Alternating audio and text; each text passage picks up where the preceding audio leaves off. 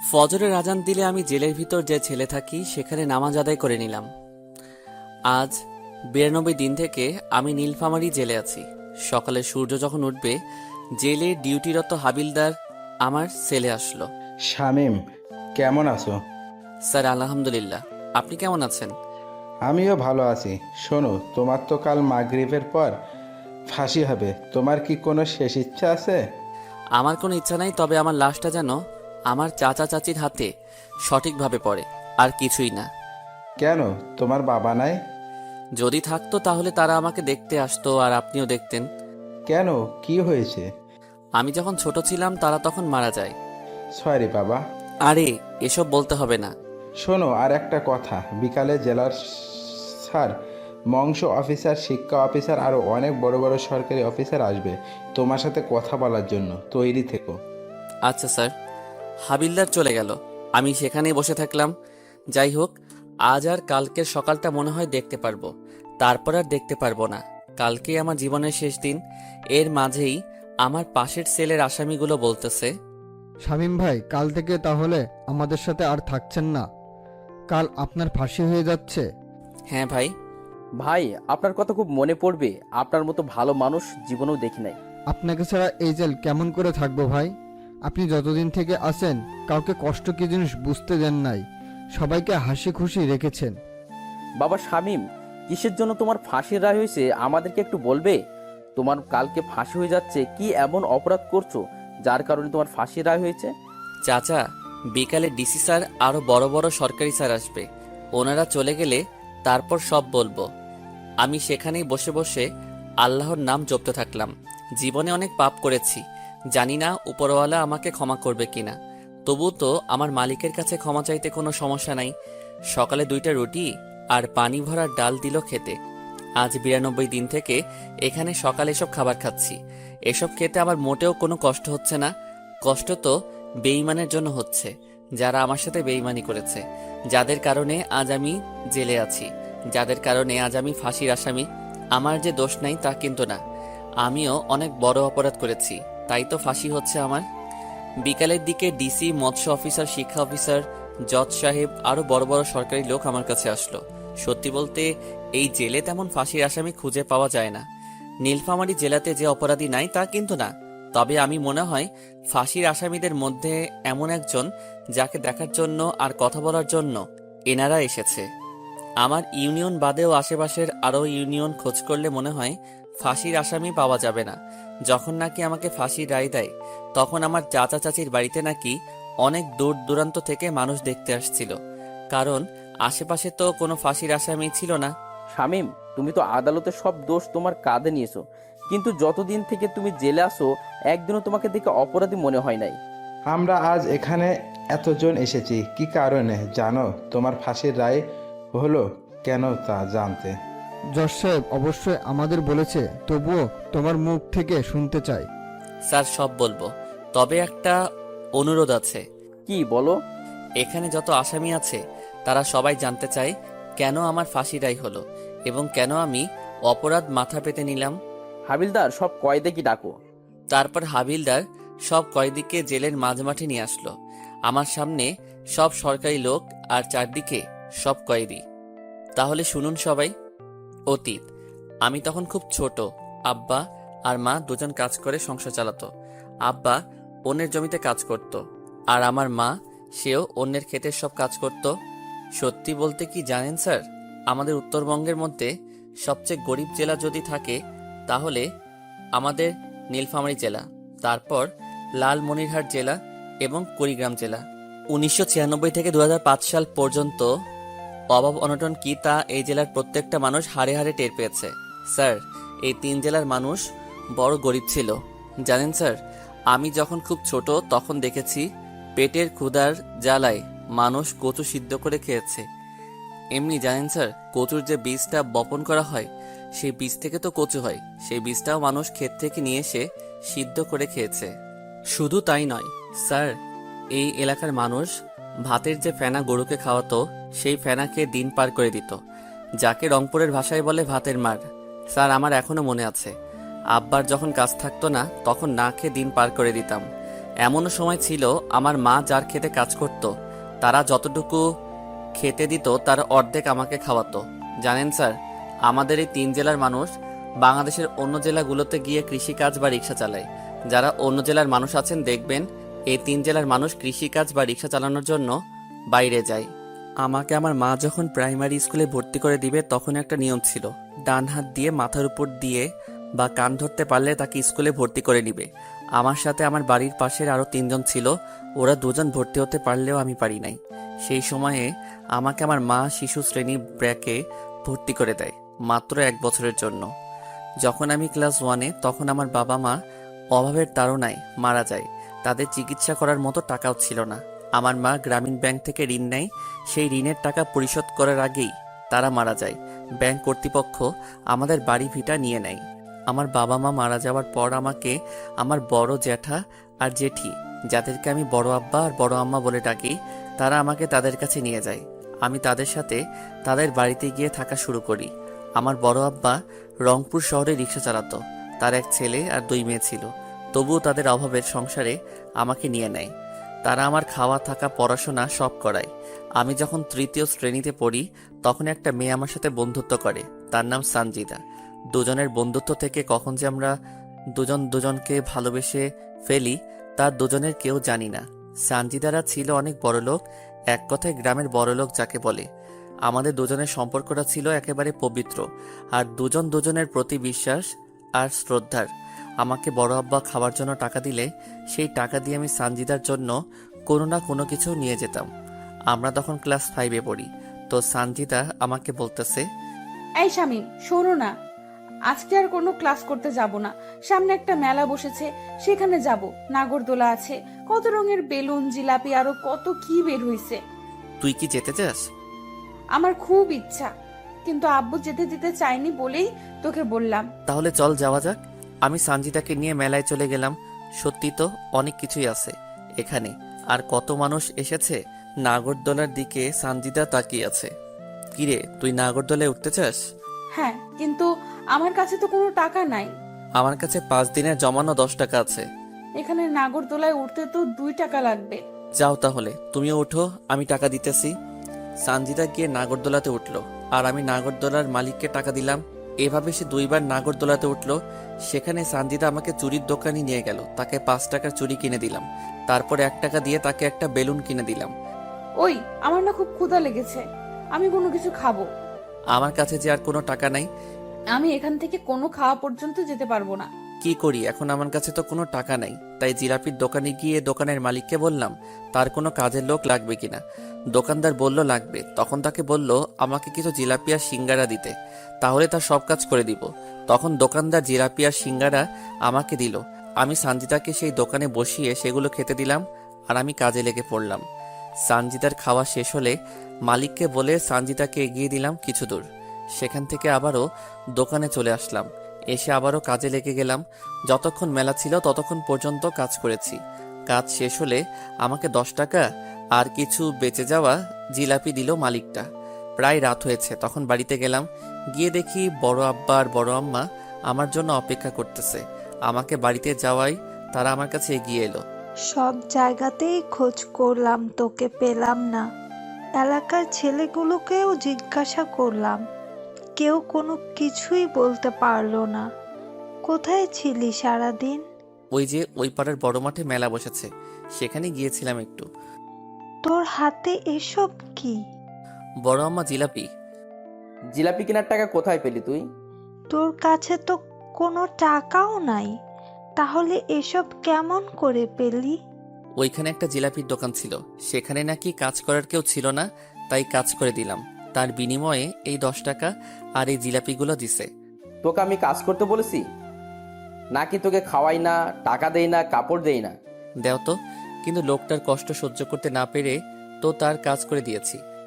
বাবা, আমার নিজের ছেলে মেয়ে তো পড়াশোনা করতেছে, তুই অন্তত পড়াশোনা কর।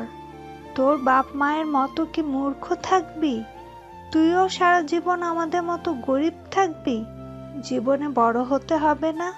আর এমন করব না বড় আম্মা। যা, টিউবওয়েলে গিয়ে গোসল করে আয়, একসাথে খাবো সবাই। আমি গিয়ে গোসল করে এসে সবার সাথে খেতে বসলাম। খাওয়া শেষ করে একটু পড়তে বসলাম, পড়া শেষ করে ঘুমিয়ে গেলাম। পরের দিন স্কুলে গিয়ে দেখি সানজিদা স্কুলে আসে নাই। তার একটা বান্ধবীকে দিয়ে চিঠি পাঠিয়েছে সে আসবে না জানিয়ে। স্যার ক্লাস করাতে আসলে প্রথমে এসেই কোনো না কিছু বলে আমাকে এলোপাতাড়ি মারতে থাকলো। মারা শেষ করে বলতেছে, তুই সঞ্জিতাকে নিয়ে কেন মেলায় গিয়েছিলি? স্যার এমন ভুল আর করবো না। জানিস কালকে সঞ্জিতার বাপ স্কুলে এসে সঞ্জিতাকে না পেয়ে আমাদেরকে কত কথা শুনিয়ে গেছে। তোকে কালকে পেলে তো মেরেই ফেলতো। আমি তো কোনো কিছু করি নাই স্যার। তুই কেন করিস না বলতেছি? সঞ্জিতার কাছ থেকে নাকি 100 টাকার নোট নিয়েছিস। আমি কোনো টাকা নেই নাই স্যার।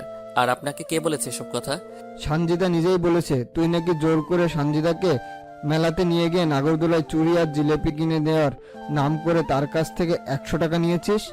আমি আর কোনো কিছু বললাম না। আমার চুপ থাকা দেখে স্যার আমাকে আরো কয়েক ঘা বেত মারলো। তারপর পুরা ক্লাস আমাকে কান ধরে এক পায়ের উপর দাঁড় করে রেখেছে।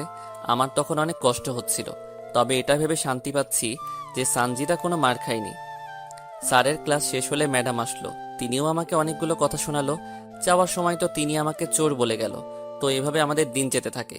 কেউ যদি স্কুলে না আসি তাহলে কাউকে দিয়ে চিঠি পাঠিয়ে দেই, অথবা কোথাও দেখা করতে চাইলেও কাউকে দিয়ে চিঠি পাঠিয়ে দিয়ে সেই জায়গায় গিয়ে দেখা করতাম। আমরা যখন 5-এর ফাইনাল পরীক্ষা দিব সেই সময় সানজিদা আমাকে বলে তাকে নাকি একটা নতুন জামা কিনে দেওয়া লাগবে। দেখেন আমি তখনও ছোট, কোনো কাজ কাম জানি না। এদিকে সানজিদাও চেয়েছে তাকে নতুন একটা জামা দেওয়া লাগবে পরীক্ষা উপলক্ষে। তাই বড় আব্বাকে বললাম আমি তো পরীক্ষা দিব, আমার কিছু টাকা লাগবে, নতুন কাপড় কিনবো। তখন বড় আব্বা আমাকে সাথে করে দোকানে গিয়ে কাপড় নিয়ে দিতে চাইলে আমি তাকে মিথ্যা বললাম। আমার বন্ধু বান্ধবীরা যাবে, আমিও তাদের সাথে গিয়ে জামা কিনবো। বড় আব্বাও আমাকে টাকা দিয়ে দিল। বড় আব্বার কাছ থেকে টাকা নিয়ে পরের দিন আমি সানজিদাকে নিয়ে কাপড়ের দোকানে গেলাম। সানজিদা ওর পছন্দ মতো একটা জামা নিল আর আমার কোনো কিছু নেওয়া হলো না। সেখান থেকে সানজিদাকে তার বাড়িতে পৌঁছে দিলাম। আমি বাড়ি আসার পর বড় আব্বা বলতেছে, কিরে শার্ট কই? আমি না টাকা হারিয়ে ফেলেছি, মিথ্যা বলে কাঁদতে লাগলাম। তার জন্য কান্না করা লাগবে নাকি? দরকার হলে আমি তোকে আবার নিয়ে দিব শার্ট। আমার আর কোনো কিছু লাগবে না বড় আব্বা। এইসব পুরাতন কাপড় পরে পরীক্ষা দিবি? ঈদে তো কিনে দিলে, পুরাতন হলো কেমন করে? আচ্ছা ঠিক আছে। তারপর শুরু হলো পরীক্ষা। সানজিদার সাথে প্রতিদিন তার বাবা মা ভাই বোন আসে, আর আমি একাই যাই একাই আসি। ভাগ্যক্রমে সানজিদার সিট আমার সিট একসাথে। প্রথম বাংলা পরীক্ষা ভালো করে দিলেও পরে ইংরেজি আর গণিত পরীক্ষার খাতায় সানজিদা কিছুই লিখতে পারে না। সানজিদা খাতা নিয়ে কান্না করতেছে, তাই আমি নিজে খেলা বাদ দিয়ে সানজিদার খাতায় লিখে দেই আর আমি পরে লিখি। এইভাবে প্রত্যেকটা পরীক্ষা আমরা এভাবে দেই। রেজাল্ট বের হলে সানজিদা ট্যালেন্ট পুলে বৃত্তি পায় আর আমি শুধু পাশ করি। সানজিদা বৃত্তি পাওয়াতে ওর বাবা পুরা গ্রামের মানুষকে মিষ্টি মুখ করায়। আমরা দুজন একসাথে এক উচ্চ মাধ্যমিক স্কুলে ভর্তি হই। দিন যত যেতে লাগে সানজিদা আর আমার ভালোবাসা দিন আরো বেশি হতে থাকে। এখন শুধু সানজিদা আমার কাছ থেকে কোনো কিছু নিলে সানজিদাও তার পরিবর্তে আমাকে কিছু না কিছু দেয়। হঠাৎ অষ্টম শ্রেণীতে সানজিদা আমাকে বলে তাকে নাকি একটা বোরকা লাগবে, সামনে তার জন্মদিন। তাই অষ্টম শ্রেণীতে থাকা অবস্থায় আমি টিউশন করা শুরু করি। ভাবতে পারেন সানজিদার বাবা এত টাকা পয়সা থাকা সত্ত্বেও আমার কাছে কেন চাই? সত্যি বলতে সানজিদা যদি নতুন কিছু তার জন্য কিনে তাহলে সেটা প্রথমে আমার দেওয়া নিবে, তারপর অন্য কারো, আর এটা দুজনের ভালোবাসার কারণ। অষ্টম শ্রেণী পর্যন্ত আমরা চিঠির মাধ্যমে প্রেম করেছি। আমি তখনও সানজিদাকে কখনো খারাপভাবে স্পর্শ করি নাই। আমরা দুজন অষ্টম শ্রেণী পর্যন্ত এই জায়গায় ওই জায়গায়, নদী ধানক্ষেত সব জায়গায় ঘুরে বেরিয়েছি। অষ্টম শ্রেণীর পরীক্ষাতেও সানজিদা আর আমি একসাথে পাশাপাশি সিটে বসেছিলাম। সবগুলো পরীক্ষাতে সানজিদাকে আমি লিখে দিছি। সত্যি বলতে সানজিদা পড়াশোনায় একটু কাঁচা। সানজিদা অষ্টম শ্রেণীতেও বৃত্তি পায়। একসাথে আবারও আমরা বিজ্ঞান বিভাগে ভর্তি হই। আমাদের পড়াশোনা এবং প্রেম অনেক সুন্দর চলতে থাকে। তো দশম শ্রেণীর টেস্ট পরীক্ষার সময় সানজিদা আমাকে বলতেছে, শামিম, টেস্ট পরীক্ষা শেষ হলে তো তোর সাথে আর আমার দেখা বা কথা হবে না এই 2 মাস। আরে কথা তো চিঠিতে হবে। দেখ শামিম, ছোট মানুষের মতো কথা বলবি না। আর আমরা এখন আর ছোট নেই। আমি চাই দুজন ফোনে কথা বলবো, বুঝলি? কিন্তু আমার তো ফোন নাই। শোন, তুই আমাকে ফোন দিবি আর আমি তোকে নিয়ে দিব, বুঝলি? টাকাও তো নাই আমার কাছে, আর ফোন কিনতেও তো অনেক টাকা লাগে। আরে গাধা, আমাকে তুই বাটন ফোন কিনে দিবি, বুঝেছিস? যাদেরকে টিউশন করাস তাদের কাছ থেকে আগাম মাসের টাকা নিবি। আচ্ছা ঠিক আছে, চলো, বেল দিছে, ক্লাসে যেতে হবে, না হলে পরে গেলে খাতা দিবে না। দুজন পরীক্ষা দিলাম। আমি যাদের টিউশন করাই তাদেরকে বলে আগাম মাসের বেতন নিলাম। তারপর শেষ পরীক্ষার দিন আমি সানজিদার হাতে একটা ফোন তুলে দিলাম, আর সানজিদা আমাকে একটা ফোন দিল। তো ফাইনাল পরীক্ষার আগ অবধি আমরা দুজন শুধু ফোনে কথা বলেছি। এসএসসি ফাইনাল পরীক্ষার খাতাতেও আমি সানজিদাকে লিখে দিছি। রেজাল্ট বের হওয়ার আগ পর্যন্ত আমরা ফোনে নিয়মিত কথা চালিয়ে গেছি। পরীক্ষার আগে সানজিদা আমাকে একটা অনেক দামি ঘড়ি গিফট করে। রেজাল্ট বের হলে এবার সানজিদা A+ পায়, আমি কোনো রকম পাশ করি। শুধু ক্লাসে সবাই জানে সবচেয়ে ভালো ছাত্র আমি, কিন্তু আমি পরীক্ষার খাতায় কিছুই লিখতে পারি না। দুজনে বাড়ির পাশে যে কলেজ আছে সেখানে ভর্তি হলাম। এবার সানজিদা আমার সাথে ফোনে তেমন একটা কথা বলে না, সব সময় পড়া নিয়ে ব্যস্ত থাকে, কারণ তাকে মেডিকেলে চান্স পেতে হবে, তাই এমন পড়াশোনা। তবে আমাদের প্রেমে কেউ ঢোকেনি, আর আমাদের পরিবারও জানে না। ফোনেও মাঝে মাঝে কথা হয় আমাদের। কলেজের ফার্স্ট ইয়ারে থাকা অবস্থায় সানজিদার বড় আপুর বিয়ে হয়। সানজিদা সবাইকে দাওয়াত করলেও আমাকে দাওয়াত করে না। এতে অবশ্য আমি মোটেও মন খারাপ করিনি। বিয়ে হয়ে যাওয়ার পর সানজিদা আবারও কলেজে আসা শুরু করে দেয়। সব বন্ধু বান্ধবী বলা শুরু করে বিয়ে বাড়িতে নাকি সানজিদা তার বোনের দেবরের সাথে উড়াধুরা নৃত্য করেছে। এই, তোর সাথে কথা আছে। বল, কি বলবি? তুই আর আমি কি এখনো সেই ছোট আছি? না, কিন্তু কেন? এখন থেকে তুই আমাকে আর আমি তোকে তুমি করে বলবো। ঠিক আছে, তো সেদিনের পর থেকে দুজন দুজনকে তুমি বলি।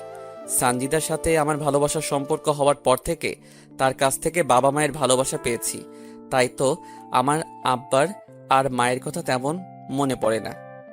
শামিম, আমাকে একটা স্মার্টফোন কিনে দাও না। কত টাকা দাম? এই তো 8,000 টাকা দাম। এত টাকা? এইরকম করে আসছো কেন, কি হলো? এত টাকা তো আমার কাছে নাই। কত আছে? 5,000 টাকা। শোনো, তোমাকে একটা কথা বলি, বিয়ের পর তো তুমি আর আমি তোমার বড় আব্বার বাড়িতে থাকবো না, তাই এখন থেকে টাকা জোগাড় করা শুরু করো। জমি কিনো, তারপর বাড়ি করো, আর নিজের পায়ে দাঁড়াও। সেটা না হয় বুঝলাম, কিন্তু করব কি আমি? শোনো, এখান থেকে টিউশনি করার পাশাপাশি অটো চালাবে, আর যা টাকা জোগাড় করবে আমাকে দিবে, আর আমি সেই টাকা জমিয়ে রাখবো। যখন বেশি টাকা হবে তখন তোমাকে একটা জমি কিনে দেব। তারপর যখন ঘর তোলার টাকা হবে তখন তোমাকে ঘর তুলেও দেব। তারপর আমার বাবার কাছে বিয়ের প্রস্তাব নিয়ে যাবে। এত বুদ্ধি কই পাও তুমি? কাল থেকে আর কলেজে আসা লাগবে না, বাড়িতে শুধু পড়বে আর অটো চালাবে, বুঝলে? তারপর সানজিদার কথা মতো তাই শুরু করে দিলাম, কারণ সানজিদা কখনো আমার খারাপ চায়নি। সানজিদা আমার বিপদে সবসময় পাশে ছিল। হ্যাঁ, তার একটা সমস্যা আছে, সেটা বুঝতে পেরেছেন। ভালোবাসে বলেই তো আমার কাছে কোনো না কোনো কিছু চাই। আমি টিউশনি করার পাশাপাশি অটো চালানো শুরু করে দিলাম। আমার টাকা দিয়ে সানজিদা একটা স্মার্টফোন নিল। একদিন সানজিদা ফোন করে বলল আমার অটো নাকি লাগবে, সকালে ওদের বাড়ি যেতে বলল। আমি পরের দিন সকালে ওদের বাড়ির সামনে গেলাম। কিছুক্ষণ পর সানজিদা বোরকা পরে ওর আপু সহ বের হলো। তারপর ওদেরকে নামিয়ে দিয়ে চলে আসলাম। এই এক সপ্তাহে সানজিদা আমাকে একবারও ফোন দেয় নাই। এমনি এমনি কি আমি ফোন মেসেজ দিলেও সে ধরেনি। এমনকি আমি ফোন মেসেজ দিলেও সে ধরেনি। হয়তোবা নতুন জায়গায় নতুন মানুষ, তাদের সামনে কথা বলতে লজ্জা পাই, তাই হবে হয়তোবা। এক সপ্তাহ পর সানজিদা আবারও কলেজে আসা শুরু করে, আর আমার সাথেও তেমন একটা কথা বলে না। আমাকে দেখলে কেমন যেন এড়িয়ে চলে, আর ঠিকমতো কথাও বলতে চায় না। সানজিদা, তোমার কি কোনো কারণে কোনো সমস্যা হয়েছে? হ্যাঁ, কি সমস্যা বলো? বাড়িতে তোমার আর আমার বিষয়টা সবাই জেনে গেছে, তাই তোমার সাথে ঠিকমতো কথা বলি না, এড়িয়ে চলি। তাহলে এখন উপায়? তুমি আর কলেজে এসো না, আমাদের ফোনে কথা হবে, আর যা করতে বলেছি সেগুলো করবে, বুঝলে? ঠিক আছে। তারপর থেকে আমি একেবারে কলেজ যাওয়া বন্ধ করলাম, শুধু পরীক্ষার সময় কলেজে যাই। এখন সানজিদাকে ফোন করলে তার ফোন ব্যস্ত বলে, আমাকে ঠিকমতো ফোন দেয় না, কথা বলে না। তার ফোনে কল দিলে সবসময় ব্যস্ত বলে, আমি মেসেজ করলে উত্তর দেয় না। তো একদিন দুপুরে আমি অটো নিয়ে কলেজে গেলাম, গিয়ে দেখি সানজিদা ফোনে হেসে হেসে কার সাথে যেন কথা বলতেছে। আমাকে দেখেই ফোনটা কেটে দিল। কি ব্যাপার, আমার ফোন ধরো না, মেসেজ করলে উত্তর দাও না? আসলে বাড়িতে আমাকে ফোন চালাতে দেয় না। কই, আমি ফোন দিলে তো ব্যস্ত বলে। তোমার নাম্বার তো আমি ব্লক লিস্টে রেখে দিয়েছি, যাতে কেউ জানতে না পারে। আর তুমি এখন এখান থেকে যাও, রাতে তোমাকে ফোন দিব, কেউ আমাদের একসাথে দেখলে সমস্যা হবে। আমি সঞ্জিদাকে বিশ্বাস করি, আর সে কখনো আমাকে মিথ্যা কথা বলবে না। তারপর থেকে আবারও নিয়মিত আমাদের কথা হতে থাকলো, তবে বেশি না, 10 থেকে 15 মিনিট। সত্যি বলতে 2 দিন থেকে খুব ডিপ্রেশনে আছি। যদি বেঁচে থাকি আর মন মানসিকতা ভালো থাকে তাহলে ইনশাল্লাহ কালকেও পর্ব দিব। তারপর আমাদের এইচএসসি ফাইনাল পরীক্ষা হতে থাকলো। এবার সে আগের ঘটনা ঘটলো। আমি লিখে দিলাম সানজিদাকে। পরীক্ষার পর সানজিদা তার বোনের বাড়িতে বেড়াতে যায়। যাওয়ার আগে আমাকে শুধু বলে যে কয়দিন তার বোনের বাড়িতে থাকবে, আমার সাথে সে কথা বলতে পারবে না। আমিও তার কথা মেনে নিলাম, কারণ যদি কোনো কারণে তার সমস্যা হয়। আমি পরীক্ষার রেজাল্ট বের না হওয়া পর্যন্ত আমি সানজিদার সাথে কথা বলতে পারি নাই। তবে মানুষের মুখে শুনেছিলাম সানজিদা তার বোনের বাড়ি থেকে অনেক আগে এসেছে, কিন্তু সে আমার সাথে কোনো যোগাযোগ করে নাই। রেজাল্ট বের হলো, সানজিদা এবারও A+ পেল। তারপর সানজিদার বাবা কিছু টাকা ব্যয় করে সানজিদাকে রংপুর মেডিকেল কলেজে ভর্তি করিয়ে দিল। তারপর থেকে সানজিদা রংপুরে থাকা শুরু করে দেয়। তবে সানজিদা রংপুর যাওয়ার পরও আমার সাথে তার প্রতিদিন যোগাযোগ হতে থাকে। তো একদিন সানজিদাকে আমি ফোন দেই, সানজিদা, আমার এখনো পর্যন্ত মোট কত টাকা তোমার কাছে আছে? শামিম, সত্য বলতে কি, আমি তোমার সব টাকা নষ্ট করে ফেলেছি। এত টাকা দিয়ে তুমি কি করলে? আসলে আপুর দেবরের সেদিন জন্মদিন ছিল, আর সে আমার কাছে দাবি করে তার জন্মদিনের পার্টি যেন আমি দেই। আর বাবার কাছে টাকা চাইছিলাম, তখন বাবার হাতে কোনো টাকা ছিল না, তাই। আরে এই পাগলি, কান্না করতেছো কেন? তুমি তো আর অন্য কারো টাকা নষ্ট করো নাই। তবুও তোমার কষ্ট করা টাকা। আরে বাদ দাও তো এসব কথা। এখন বলো, তোমার পড়াশোনা কেমন চলছে? অনেক ভালো চলছে। তাহলে মন দিয়ে পড়ো। বাড়ি কবে আসবে তুমি? পরের সপ্তাহে যাব। এভাবে প্রতিদিন সানজিদার সাথে আমার কথা হতে থাকে। আমি আসলে এইচএসসি পাস করতে পারি নাই। একটা পরীক্ষায় সানজিদাকে লিখতে দিতে গিয়ে নিজের খাতায় কিছুই লিখতে পারি নাই। আমি অটো চালিয়ে যা টাকা পাই তা সানজিদার হাতে তুলে দেই, আর টিউশন করে যা পাই তা বড় আম্মার হাতে তুলে দেই। এখনো পর্যন্ত বড় আম্মার কাছে আমার দেওয়া 20,000 টাকা আছে। আর আমি সানজিদাকে এই 2 বছরে প্রায় 1.5 লক্ষ টাকা দিয়েছি। 1 সপ্তাহ পর সানজিদা গ্রামে চলে আসলো। এসেই সানজিদা সেই দিঘির পাড়ে আমাকে দেখা করতে বলল। আমি গিয়ে দেখি সানজিদা আগে থেকেই সেখানে বসে আছে। আমি যাওয়া মাত্র সানজিদা তার ওড়না দিয়ে আমার কপালের ঘাম মুছে দিতে লাগলো। আরে কি করছো তুমি? তোমার ওড়না তো আমার ঘামে নষ্ট হবে।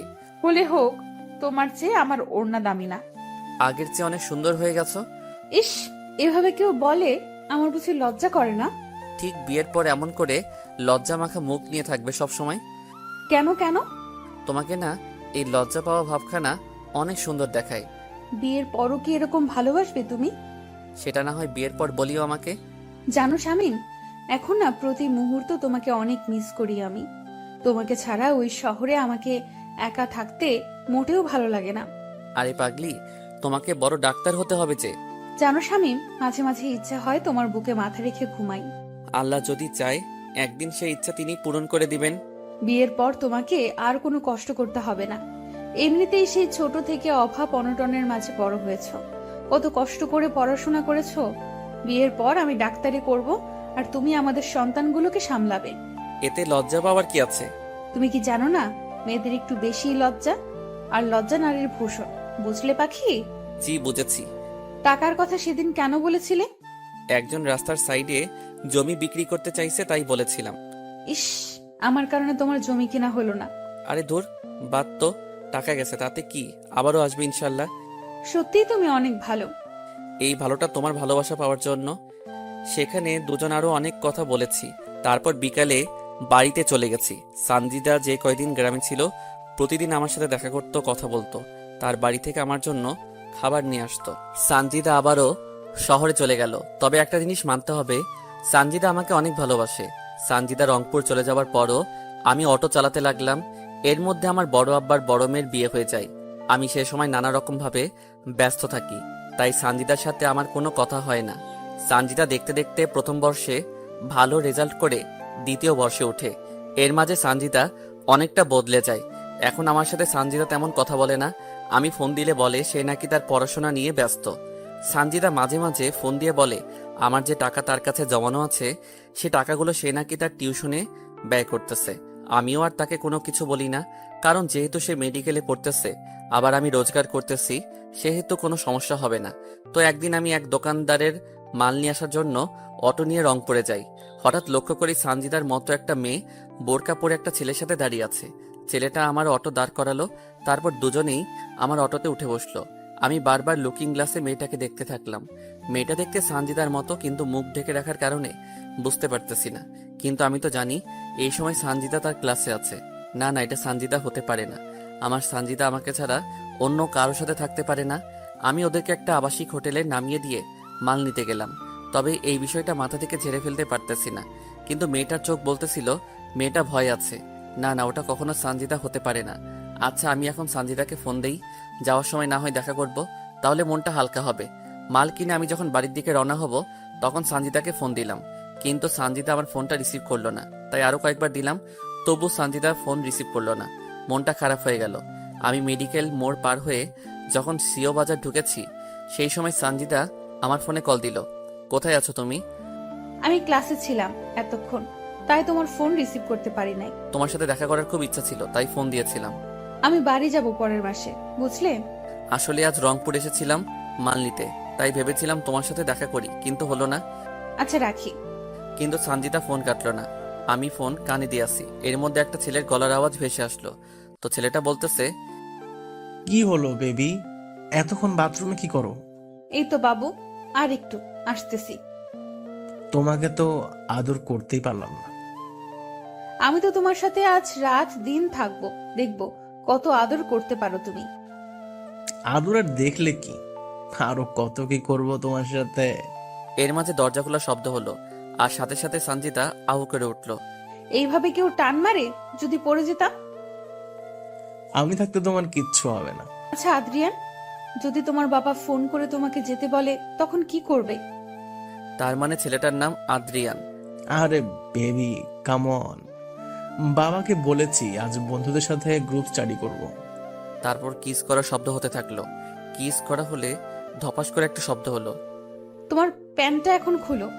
তুমিও তোমার খোলো। তারপর তারা তাদের অবৈধ কাজে ব্যস্ত হয়ে পড়ে গেল। আমি সেখানে অটো না নিয়ন্ত্রণ হারিয়ে ফেলে রাস্তার ধারে গাছে লাগিয়ে দিলাম, আর আমি মাথা হাতে পায়ে প্রচণ্ড আঘাত পেলাম। আমি ছিটকে দূরে পড়ে গেলাম। তারপর আমার কোনো কিছু মনে নাই। যখন আমার জ্ঞান ফিরে নিজেকে তখন হাসপাতালের বেডে আবিষ্কার করি। আমার জ্ঞান ফেরার পর দেখি বড় আব্বা, বড় আম্মা, ভাই বোন সবাই এসেছে। তারপর ডাক্তার এসে আমার পালস চেক করলো। তারপর ডাক্তার বলল আরো 2 দিন পর আমাকে নিয়ে যেতে পারবে। বাবা, তোর কি করে এমন ঘটনা ঘটলো? সাথে সাথে আমার সানজিদার কথা মনে পড়ে গেল। আমার চোখ নিয়ে তখন পানি ঝরতে থাকলো। কিরে বাবা, বল কেমন করে হলো? না মানে হঠাৎ করে মাথাটা ঘুরতেছিল, তাই আর কি। দিন রাতে এত পরিশ্রম কার জন্য করিস? আমরা কি একজনও তোকে বলেছি তুই রোজগার কর? তবুও ভবিষ্যতের জন্য তো কিছু করতে হবে নাকি? ভবিষ্যতে দেখা যাবে। তুই কেন এত কাজ নিয়ে পড়ে থাকিস? তুই এত টাকা কার জন্য কামাই করিস? সারাদিন অটো চালাস, রাতে মানুষের বাচ্চাকে পড়াস, অনেক রাত পর্যন্ত জেগে থাকিস। কেন এত কষ্ট করিস তুই? থাক, ও এখন অসুস্থ, ওকে এখন এসব বলার দরকার নেই। আগে সুস্থ হোক, তারপর সব আলোচনা করা যাবে। তারপর তারা চলে গেল। আমি সেখানে আরো 2 দিন ছিলাম। এই 2 দিনে একবারও আমার কোনো খবর নেয়নি সানজিদা। আমি তো তাকে নিজের চেয়ে বেশি ভালোবাসতাম, নিজের থেকে তাকে বেশি বিশ্বাস করতাম। সানজিদা যা বলেছে আমি তো তাই করেছি। তার জন্য তো আজ আমি এমন কষ্ট করতেছি। তাকে নিয়ে তো ঘর বাঁধার স্বপ্ন দেখেছিলাম। কেন এমন করলে তুমি আমার সাথে সানজিদা? আমি বাড়িতে যেহেতু বিছানায় শোয়া অবস্থায় আছি, তাই মোবাইলটা নিলাম। মোবাইল নিয়ে সানজিদা আর আমার ফোনের কথাগুলো শুনতে থাকলাম। শুনতে শুনতে সেদিনের রেকর্ডিংটা চালু হলো। প্রথমে শুনতে না চাইলেও পরে আবারও শুনলাম। শেষের দিকে যখন শুনবো তখন এমন কিছু শুনলাম যা শুনে আমার মরে যাবার ইচ্ছা হচ্ছিল। বেবি, কালকে আমার 20,000 টাকা লাগবে। বাবু, সেদিনই না তোমাকে 10,000 টাকা দিলাম। আহ বেবি, বোঝো না কেন? কত বন্ধু আমার, তাদেরকে তোমায় নিয়ে কতগুলো ট্রিট দিতে হয়। তোমাকে কতটা ভালোবাসি তার প্রমাণ তো ওদেরকে দিতে হবে, তাই না? আমার কাছে ওই যে বলেছিলাম আমাদের বাসার যে ড্রাইভার শামীম আছে, তার টাকা জমা আছে। আরে সমস্যা নাই, সেই টাকাগুলোই দিও আমাকে, পরে তাকে দিয়ে দিও। তুমি আর আমি তো আছি। এই হোটেল ভাড়াটাও তো আমি দিলাম। আমার কাছে টাকা নাই দেখে খোটা দাও তুমি? এসব কি বলো তুমি? খোটা কেন দিব তোমাকে? তা নয় তো কি? খোটা দিলে নিশ্চয়ই এই নিয়ে 17 বার তোমার সাথে হোটেলে রুম ডেট করতে আসতাম না। তুমি তো আমাকে অনেক ভালোবাসো, তাই তো আমি যা বলি তাতেই রাজি হয়ে যাও। তুমি কি আমাকে ভালোবাসো না?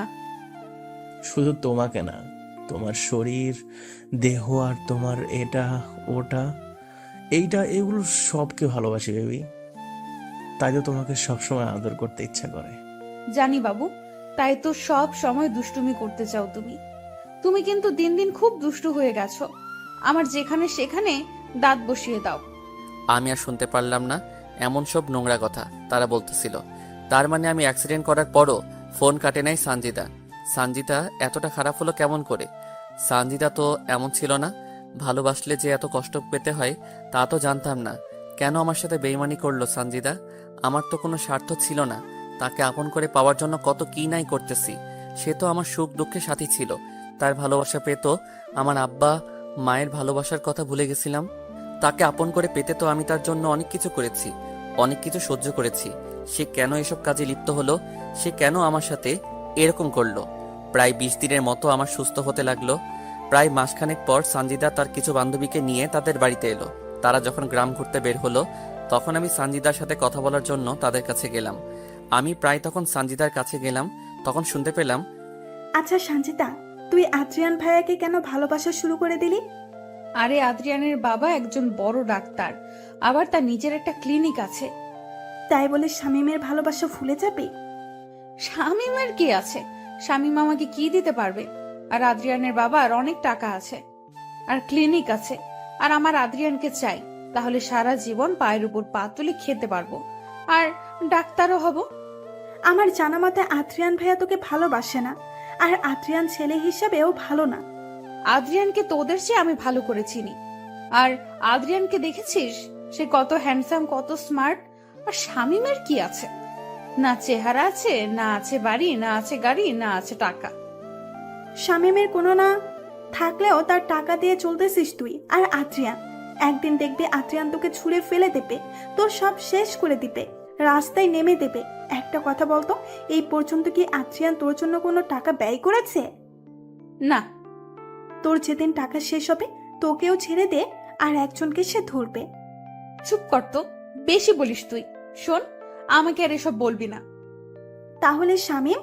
শামীমকে চিনি না, আর তাকে ভালোবাসা যায় না, কাজের ছেলে বানানো যায়। আমি সানজিদার এমন কথা শুনে তার কাছে আর গেলাম না। সেখান থেকে বাড়ি চলে আসলাম। কিন্তু সানজিদার কথা ভুলতে পারলাম না। তাকে তো অনেক ভালোবাসি, তাকে তো অনেক বিশ্বাস করতাম। আমাকে যদি ভালো নাই বা বাসতে, তাহলে তো আমাকে আগে বলতে পারতো, সানজিদা আজ টাকা গাড়ি বাড়ি নাই দেখে আমাকে নিয়ে তুমি খেললে। আজ আমাকে তোমার বাড়ির কাজের লোক বলতে পারলে। আজ আমাকে ছেড়ে আর একজনের বুকে মাথা রেখে রাত কাটাও। আমি তোমাকে তো কোনোদিনও তোমার অনুমতি ছাড়া তোমার হাতটাও ধরি নাই। আর তুমি কিনা আজ অন্যের কাছে নিজেকে বিলিয়ে দিলে। আজ আমার সমস্ত কষ্টের টাকা তুমি আনন্দ ফুর্তি করে শেষ করে দিলে। একবারও কি আমার কথা মনে পড়ে নাই? একবারও কি আমার কষ্টটা তোমার চোখে ভেসে উঠলো না? কি করে পারলে আমার জীবন নিয়ে খেলা করতে? কি করে পারলে আমার পবিত্র ভালোবাসা এভাবে শেষ করে দিতে? আমি আবারও অটো চালানো শুরু করে দিলাম। এখন আর আমি সানজিদাকে ফোন করি না, তার কাছে টাকা জমা রাখি না। আমার পরিশ্রমের টাকা আমার বড় আম্মার হাতে দেই, তিনি এখন আমার টাকা জমিয়ে রাখতেছে। সানজিদাকে ভুলে থাকার জন্য সব সময় ব্যস্ত থাকি, কিন্তু তাকে ভুলতে পারি না। কেন জানি মনটা বারবার তাকে দেখতে চায়, ভালোবাসা পেতে চায়। আমার যে তাকে ছাড়া চলতেছে না, আমার যে সানজিদাকে লাগবেই। শত চেষ্টার পরও সানজিদাকে ভুলতে পারলাম না। প্রতিনিয়ত সানজিদার কথা মনে পড়ে। সত্যি বলতে সেই স্কুল জীবন থেকে কলেজ জীবন পর্যন্ত তার সাথে ছিলাম, তার কাছ থেকে ভালোবাসা শিখেছি। এই সানজিদার সাথে সব জায়গাতে ঘুরে বেরিয়েছি। সানজিদা যখন তার ওড়না দিয়ে আমার শরীরের ঘাম মুছে দিত, তখন পৃথিবীর সৃষ্ট সুখী মনে হয়েছিল নিজেকে। যখন নিজ হাতে খাইয়ে দিত, মনে হতো যেন আমাকে অমৃত খাইয়ে দিতেছে। আমার বিপদে সবসময় তো পাশে ছিল, আমার কষ্ট তো সহ্য করতে পারতো না। না, আমার সানজিদা আমার সাথে কোনো অন্যায় করতে পারে না। আর যদি সে সত্যি সত্যি অন্যায় কাজ করেও থাকে, তবুও সব ভুলে গিয়ে তার সাথে নতুন করে সব শুরু করব। আমাকে এই দুনিয়াতে তো সানজিদা অনেক ভালোবাসে। আমার মন বলতেছে সানজিদা ঠিক আমার কাছে ফিরে আসবে। মানুষ তো জীবনে অনেক অন্যায় করে, অনেক ভুল করে, না হয় সানজিদাও করেছে। এইভাবে অনেক দিন চলে যায়, যা গণনার বাইরে। তবুও সানজিদা বাড়িতে আর আসে না। আর আমি সানজিদাকে ফোন দিলেও সানজিদা ফোন ধরে না।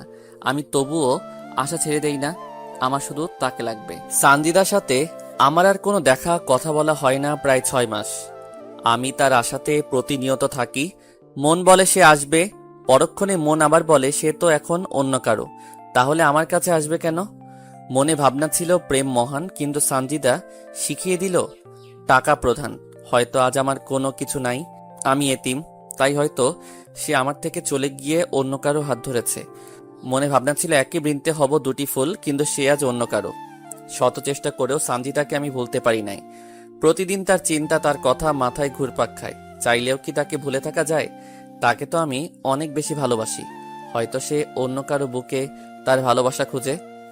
তো প্রায় 8 মাস যাওয়ার পর হঠাৎ একদিন সানজিদা আমাকে ফোন দিল। আমি তো ফোনে সানজিদার নাম দেখে অবাক। আমি ভাবতে পারিনি সানজিদা আমাকে ফোন দিবে। আমি তড়িঘড়ি করে ফোন রিসিভ করলাম। ফোন রিসিভ করা মাত্র সানজিদা কান্না করতেছে। কেমন আছো তুমি? এইভাবে কান্না করতেছো কেন? আমার সব শেষ হয়ে গেছে শামীম। আজ আমি বড্ড একা হয়ে গেছি। আজ নিজেকে খুব একা লাগছে। আজ আমার পাশে কেউ নাই। কি হয়েছে বলবে তো আমাকে, নাকি না বললে বুঝবো কি করে? তোমার কি টাকা লাগবে? আমার কোনো টাকা পয়সা লাগবে না, আমার শুধু তোমাকে লাগবে। আমি তোমার বুকে মাথা রাখতে চাই।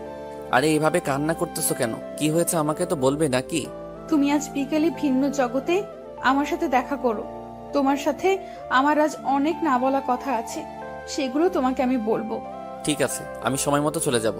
আমি কিছুই বুঝলাম না সানজিদার কথার মানে সে আমাকে কি বলতে চাচ্ছে। তবুও এতদিন পর যেহেতু ফোন করেছে, আবার দেখা করতে বলতেছে, আমাকে তো অবশ্যই যেতে হবে তার কাছে। হোক না সে আমাকে ভালো না বাসে, কিন্তু আমি তো তাকে ভালোবাসি। আমি সানজিদার কথা মতো ভিন্ন জগতে চলে গেলাম। আমি গিয়ে সেখানে নালার এক সাইডে বসে থাকলাম। আমি ভিন্ন জগতে যাওয়ার প্রায় ঘন্টাখানেক বাদে সানজিদা চলে আসলো। সাথে আরো 2টা মেয়ে আছে। ওরা এসে আমার পাশে বসলো। আমি সানজিদার দিকে তাকিয়ে দেখলাম মুখটা শুকিয়ে গেছে আর চোখগুলো তলিয়ে গেছে। মুখের উজ্জ্বল ভাব আর আগের মতো নাই, কেমন যেন কালো কালো হয়ে গেছে। তা তোমার চেহারার এই অবস্থা কেন? আমি ঠিক আছি, কিন্তু তুমি এমন হয়ে গেছো কেন? আমি কেমন করে ভালো থাকি বলো? তুমি আজ অন্য কারো। সানজিদা এবার আমার দিকে চোখ বড় বড় করে তাকালো। হয় ভাবতে পারতেছে না আমি কেমন করে জানলাম। ওভাবে তাকিয়ে লাভ নাই, আমি সব জানি। মানে কেমন করে? মনে আছে তুমি আর তোমার বয়ফ্রেন্ড আমার অটো করে আবাসিক হোটেলে গিয়েছিলে? তারপর বাড়ি ফেরার পথে তুমি আমাকে ফোন দাও এবং ফোন না কেটে তোমার বয়ফ্রেন্ডের সাথে কি কি করো, কি কি বলো সব শুনি। তুমি সব শুনেছো? জানো সেই সময় আমি অ্যাক্সিডেন্ট করে হাসপাতালে ভর্তি হই। কি, তুমি হাসপাতালে ভর্তি ছিলে? জানো তো সেখানেও তোমার কথা বারবার মনে হয়েছিল। তোমাকে না ভুলতে পারি নাই আমি, তাই তো তোমার কথা সবসময় মনে হতো। জানো যেদিন তোমার বান্ধবীকে বলেছিলে তুমি আমাকে ভালোবাসো না, তুমি ভালোবাসো ওই টাকাওয়ালা ডাক্তারের ছেলেকে, সেদিন না পৃথিবীতে নিজেকে বড্ড একা একা লাগছিল। যেদিন শুনেছি ওই ছেলের সাথে তুমি 20 বার হোটেলে রুম ডেট করতে গিয়েছিলে, সেদিন না আমার দেহের আত্মাটার মরণ হয়ে গেছে। আমি ভুল করেছি, আমাকে ক্ষমা করে দাও। আমি আর জীবনেও তোমাকে ছাড়া অন্য কাউকে ভালোবাসবো না। তুমি যা বলবে তাই শুনবো। আমার কথা বা কবে শুনেছো তুমি? আমি না তোমার দেহটাকে ভালোবাসি নাই, তোমার বুকের ভেতর যে সুন্দর মনটা ছিল সেটাকে ভালোবেসেছিলাম। তুমি কেমন করে আমাকে ঠকিয়ে অন্য কারো বিছানায় সঙ্গী হও? একবারও কি এই এতিম অসহায় ছেলেটার কথা মনে পড়ে নাই? তোমার ভালোবাসা পেয়ে তো আমার নিজের মরা বাবা মাকে ভুলে গিয়েছিলাম। তোমার সাথে ঘর বাঁধবো বলে তো নিজের পড়াশোনার ক্যারিয়ার নষ্ট করে তোমার কথা মতো পরিশ্রম করা শুরু করে দিলাম। হাজারো স্বপ্ন দেখিয়েছো, কিন্তু সবকিছু নিমিষে শেষ করে দিয়েছো তুমি। আবারও নতুন করে আমরা স্বপ্ন দেখব, আবারও নতুন করে বাঁচতে শিখবো আমরা। যেখানে আমার ভালোবাসার আত্মাটা মরে গেছে সেখানে আবার নতুন করে স্বপ্ন দেখবো, তা কি করে হয়? আমি তো সব দোষ করেছি, আমি তো সব ভুল করেছি। তুমি তো কোনো দোষ করো নাই, তুমি তো কোনো ভুল করো নাই, তাহলে কেন তোমার আত্মা মরে যাবে? যেখানে আপনজন অন্য কাউকে পেয়ে আমাকে ভুলে যায়, অন্য কারো ভালোবাসা পেয়ে আর একজন ঠকায়, সেখানে কেমন করে বেঁচে থাকি? একটা বারও কি খবর নিয়েছো বেঁচে আছি নাকি মরে গেছি? একবারও কি জানতে চাইছো আমার মন কি চাই, কি বলে? তোমার কোন ইচ্ছাটা পূরণ করি নাই? তোমার জন্য তো নিজেকে শেষ করে দিয়েছি। সব জানি, আমি নিজের স্বার্থের জন্য তোমাকে ব্যবহার করেছি। হ্যাঁ, তোমাকে ধোকা দিয়েছি। হ্যাঁ, তোমার কোনো খবর নেই নাই। হ্যাঁ, তোমাকে অবহেলা করেছি। প্লিজ আমাকে ফিরিয়ে দিও না। এবার না সত্যি সত্যি আমি মরে যাব। তোমাকে খুব চাই, তাই বলে তোমাকে আমার জীবনে দ্বিতীয় কোনো সুযোগ দিতে চাই না। তুমি তোমার বয়ফ্রেন্ডের কাছে চলে যাও। তখন সঞ্জিতার বান্ধবী আমাকে বলতেছে, ভাইয়া, যে ছেলেটার জন্য সানজিদা আপনাকে ছেড়ে গিয়েছিল, আজ সেই ছেলেটা সানজিদাকে ভুলে গিয়ে নতুন কারোর সাথে সম্পর্ক শুরু করেছে। আমি বার কি করতে পারি? ভাইয়া, সানজিদা 2বার সুইসাইড করতে চাইছিল, কিন্তু আমরা থাকাই এই যাত্রায় বেঁচে যায়। ভাইয়া, আপনি তো সানজিদার দেহ চান না, তার তো মন চান, তাহলে কেন তাকে গ্রহণ করতে পারতেছেন না? আমার সাথে যে সে আবার বেইমানি করবে না কি গ্যারান্টি আছে?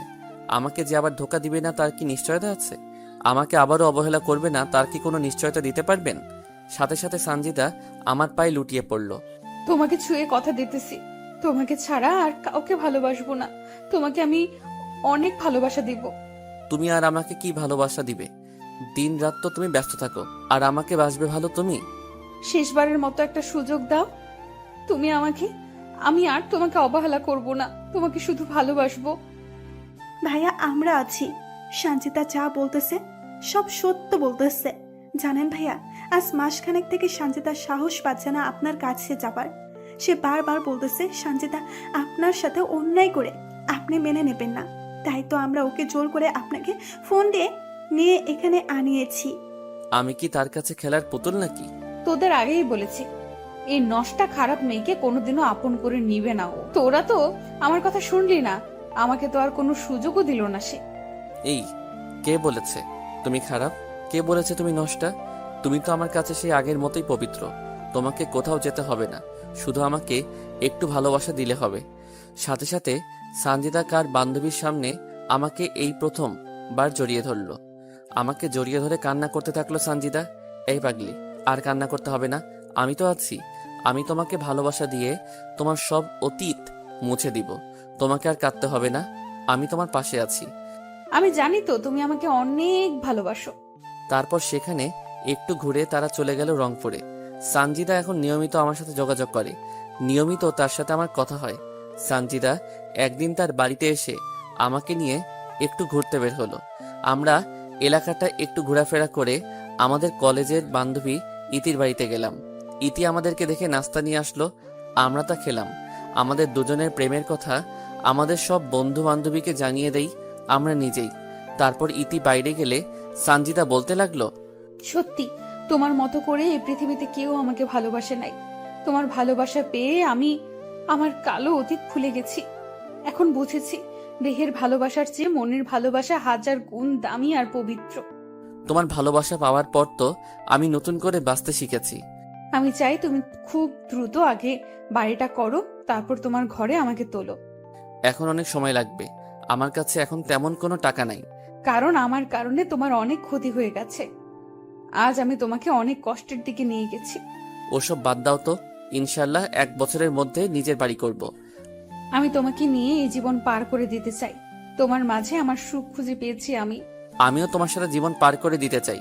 তোমার সাথে আমি বেঁচে থাকতে চাই, মরে যেতে চাই। সেখান থেকে আমরা চলে আসি। তারপর থেকে আমি আর সঞ্জিতা সময় পেলে দেখা করি, কথা বলি। আমরা দুজন অনেক জায়গায় ঘুরতে যাই। ঠিক স্কুল কলেজ জীবনের মতো শুরু হয়ে গেল।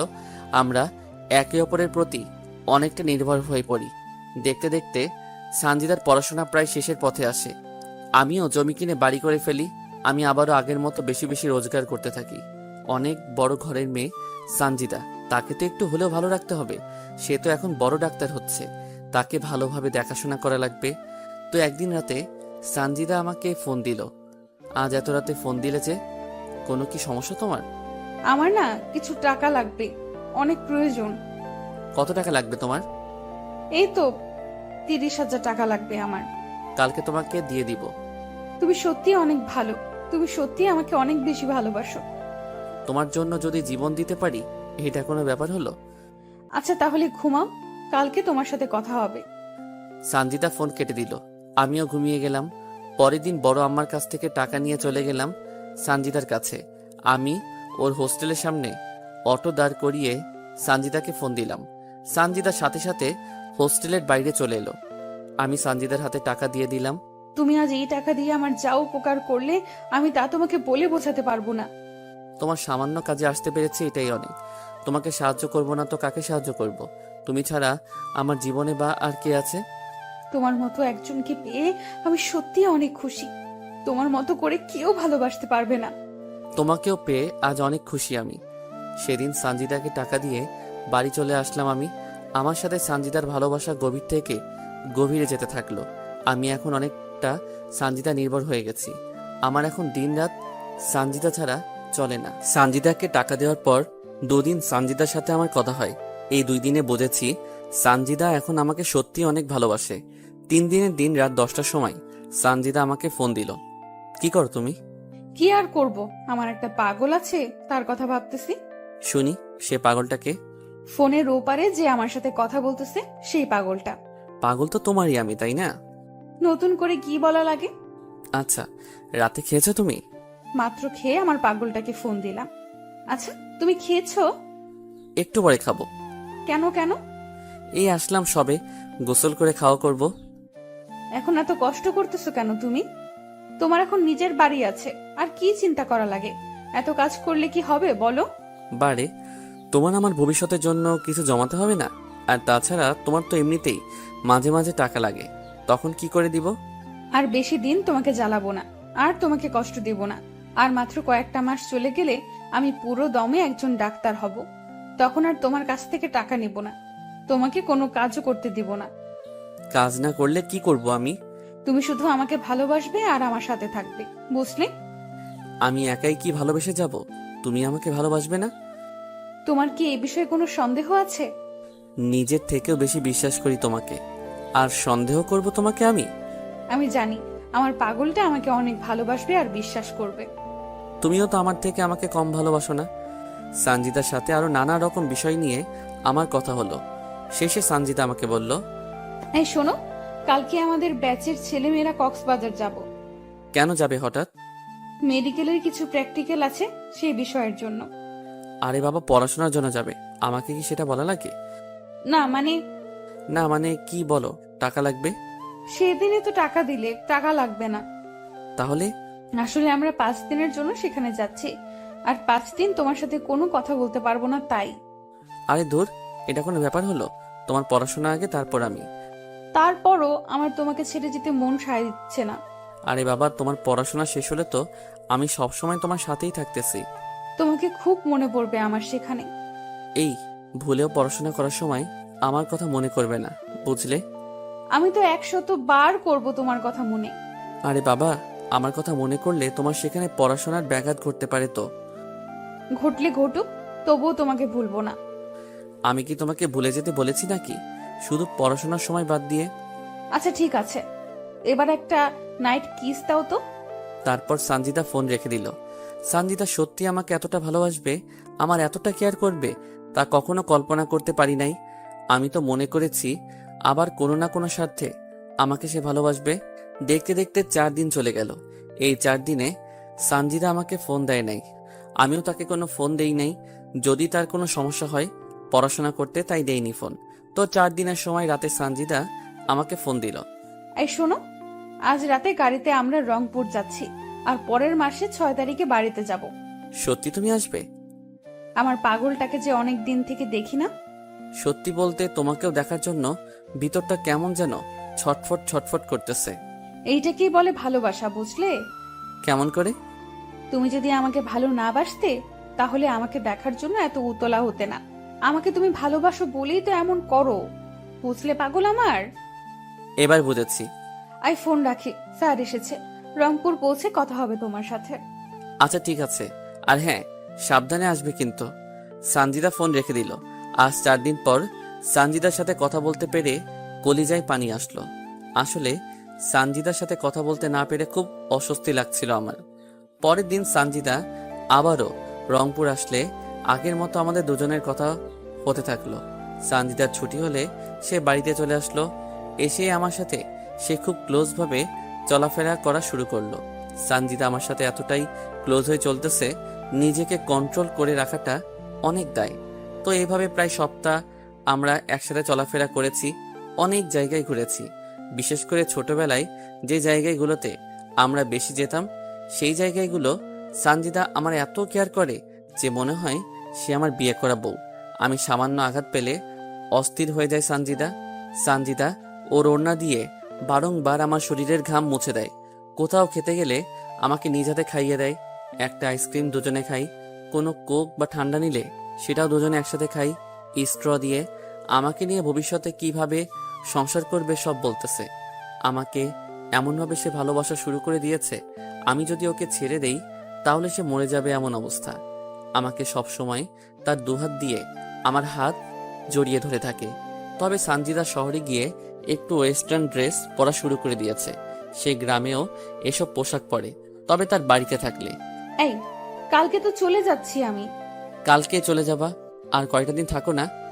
আমিও তো চাই সব সময় তোমার সাথে সাথে থাকতে, কিন্তু পড়াশোনার কারণে পারি না তো।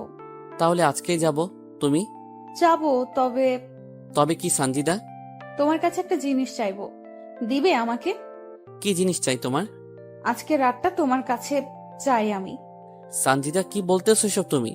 দেখো সানজিদা, বিয়ের আগে এসব করা হারাম, পাপ। আমি তোমাকে ভালোবাসি, তোমার শরীরকে নয়। আমি জানি এসব পাপ, কিন্তু তোমাকে কাছে পেতে চাই আমি। তোমাকে ছাড়া যে আমার চলে না, তোমাকে যে প্রতি মুহূর্তে মিস করি আমি। এতদিন বাইরে থাকি, তোমাকে ছাড়া থাকতে কষ্ট হয় আমার। তোমার স্পর্শ চাই আমি শামীম। দেখো সানজিদা, ধৈর্য ধরো, একদিন ঠিক আল্লাহ আমাদেরকে এক করে দিবেন।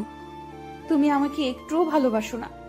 এই পাগলি, কে বলেছে তোমাকে আমি ভালোবাসি না? তোমাকে তো আমি নিজের চেয়েও বেশি ভালোবাসি। যদি তাই হতো তাহলে আমার কথায় রাজি হয়ে যেতে। এসব করা ঠিক না সানজিদা। ও বুঝেছি, আমি তো আবার খারাপ মেয়ে। আমার সাথে প্রেম করা যায়, কিন্তু অন্য কিছু করা যায় না। এখন বুঝেছি, এটা তোমার অভিনয় আমার সাথে। আমি তো খারাপ মেয়ে, তাই দয়া দেখিয়ে আমার সাথে এতদিন প্রেম ভালোবাসা করেছো তুমি। আমাকে কেনই বা তুমি আপন করে নিবে? তুমি তো আমার থেকেও ভালো মেয়েকে আশা করো। এই, এসব পাগলের মতো কি বলো তুমি? তোমাকে ভালোবাসি, তোমার জন্য নিজের জীবন দিতেও রাজি আছি আমি। তাহলে রাজি হচ্ছ না কেন তুমি? তুমি না বললে আজকে চলে যাবে? তাহলে আমার সাথে থাকতে চাচ্ছ যে? সবাই জানবে আমি রংপুরে গেছি, কিন্তু রাতটা তোমার সাথে কাটাবো, আর দুজনে রঙিন দুনিয়াতে হারিয়ে যাব। সকালবেলা তুমি আমাকে রংপুরে রেখে আসবে। আমি এসব পারবো না, আর আমি এখনো বড় আবার বাড়িতে থাকি, কেউ দেখলে বা জানলে সমস্যা হবে। বাহ, তাহলে তো ভালোই হলো। মানে? তোমার নতুন বাড়িতে আমাদের দুজনের বাসর হবে, আর আমি নতুন বউ হয়ে তোমার বাড়িতে যাব, বুঝলে? তাহলে কেউ জানবেও না, শুনবেও না। না, আমি পারবো না তোমার সাথে এসব করতে। আমার কথায় যদি রাজি না হও তাহলে এখানেই নিজের ক্ষতি করে ফেলবো, বলে দিলাম। কি করবে তুমি? সানজিদার সাথে সাথে একটা ব্লেড বের করলো আর তার হাতে হালকা টান দিল। ব্লেড হাতে টান দেওয়ার সাথেই সানজিদার হাত থেকে রক্ত ঝরতে থাকলো। এই, কি করতেছো তুমি এসব? ব্লেডটা এখনই ফেলে দাও বলতেছি। আমার কথায় রাজি না হলে আরো কি যে করব নিজেও জানি না। এবার সানজিদার এমন কথা শুনে অনেকটা ভয় পেয়ে গেলাম। ওর হাতটাও আমাকে ধরতে দিতেছে না, আর ওর হাত থেকে রক্ত ফোটায় ফোটায় পড়তেছে। এমন দৃশ্য দেখে অনিচ্ছা সত্ত্বেও রাজি হয়ে গেলাম। আমি রাজি আছি তোমার প্রস্তাবে। প্লিজ এবার হাতটা কোনো কিছু দিয়ে বাঁধো। বলতে হবে না, সাথে স্যাবলন আর তুলো নিয়ে এসেছি। আমি সানজিদার এরকম কাহিনী দেখে নিজেই অবাক। এই মেয়েকে সামান্য ভালোবাসা মানুষের সাথে রাত কাটাবে বলে কত কাহিনী না করলো সে। বুঝি না হঠাৎ আমার প্রতি তার এত ভালোবাসা কোথা হতে আসলো। যাই হোক, সেখান থেকে দুজনের বাড়িতে চলে গেলাম। সন্ধ্যার দিকে সানজিদা ব্যাগ নিয়ে একাই চলে আসলো। আমি আমার অটোতে তুলে আমার নতুন বাড়িতে নিয়ে এলাম। রাত সম্ভবত 11টা হবে। তখন সানজিদা আমাকে একটা উত্তেজনার ওষুধ খাওয়ালো, যাতে দীর্ঘ সময় ধরে দুজনে এনজয় করতে পারি। আমিও বাধ্য ছেলের মতো ওষুধটা খেয়ে নিলাম। পরের দিন সকালে চোখ মেলে দেখি অনেক সকাল হয়ে গেছে, আর সানজিদা বিব্রস্ত অবস্থায় আমার বুকের উপর শুয়ে আছে। আমি হাত বাড়িয়ে টেবিল থেকে মোবাইলটা নিয়ে দেখি সকাল 10টা বাজে। তাই আমি সানজিদাকে দ্রুত ডেকে তুললাম। আর একটু ঘুমাই না। এই 10টা বাজে, অনেক সকাল হয়ে গেছে, তোমাকে রংপুর যেতে হবে না? সানজিদা ধরপড় করে উঠে দেখে তার শরীরে কোনো পোশাক নেই, তাই সে বিছানার চাদরটা ওর গায়ে জড়িয়ে নিল। আমি অবাক দৃষ্টিতে সানজিদার দিকে তাকিয়ে থাকলাম। সারা রাত কত অত্যাচার করলে, আর এখন এইভাবে আমার দিকে কি দেখো? না মানে আমার না কালকে রাতে কিছুই মনে পড়তেছে না। মনে পড়বে কি করে? যা যা করেছো না আমার সাথে, উফ বাবা, আর একটু হলে মরে যেতাম। এসব কি বলো তুমি? আর সত্যি বলতেছি, আমার কোনো কিছু মনে পড়তেছে না। কালকের ওষুধের গুণ ওটা, বুঝলে? যাও তুমি ফ্রেশ হও, আমি ড্রেস পরবো। তুমি গোসল করবে না? এমনিতে সময় অনেক চলে গেছে, গোসল করার সময় নাই। হোস্টেলে গিয়ে গোসল করব। তাই বলে এই শরীরে যাবে তুমি? অত কথা বলার সময় নাই, যাও মুখ ধুয়ে আসো। রংপুর খাওয়া দাওয়া করবো, যাও তো। তাই বলে উফ, তুমিও না বেশি বেশি, যাও তো। আমিও ঘর থেকে বের হয়ে টিউবওয়েলে গিয়ে হাত মুখ ধুয়ে ঘরে এলাম। এসে দেখি সানজিদা জিন্স টপস আর মাথায় ওড়না পেঁচিয়ে নিয়েছে।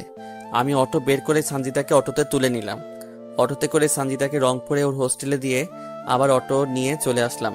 রংপুরেও আর কোনো খাওয়া হলো না, শুধু দৌড়ের উপরে রেখেছে আমাকে, কোথাও অটো দাঁড় করাতেও দেয়নি সানজিদা। বাড়িতে আসার পর বড় আম্মার কাছ থেকে খাবার নিয়ে খেলাম। তারপর অটো নিয়ে বেরিয়ে পড়লাম নিত্যদিনের মতো। ভালোবাসা এমন একটা জিনিস, সেখানে বিশ্বাস আর ভরসা রাখা চাই, যা আমি সানজিদাকে করি। সানজিদা যাবার 20 দিন পর আমাকে ফোন দিল। তোমার জন্য একটা খুশির সংবাদ আছে। কি খুশি সংবাদ আছে? আমার লজ্জা করতেছে বলতে। আরে খুশি সংবাদ দিতে আবার লজ্জার কি আছে? এটা যদি তুমি বুঝতে তাহলে কখনো বলতে না। যদি লজ্জা করে তো বলার দরকার নাই। এই তুমি রাগ করো কেন? বলতেছি তো। তো বলো। তুমি বাবা আর আমি মা হতে চলেছি। কি? সত্যি বলতেছি, তুমি বাবা হচ্ছ। আমি? কেমন করে? সেদিন রাতের কথা ভুলে গেলে? তোমার আর আমার যা হয়েছিল তার ফল এটা। এটা কি করে সম্ভব? সব সম্ভব, বুঝলে? আর একটা প্রাপ্তবয়স্ক ছেলে মেয়ে যা করলে খুব দ্রুত হয়, তাই হয়েছে। তো তুমি আসো, আমরা বিয়ে করে নেই।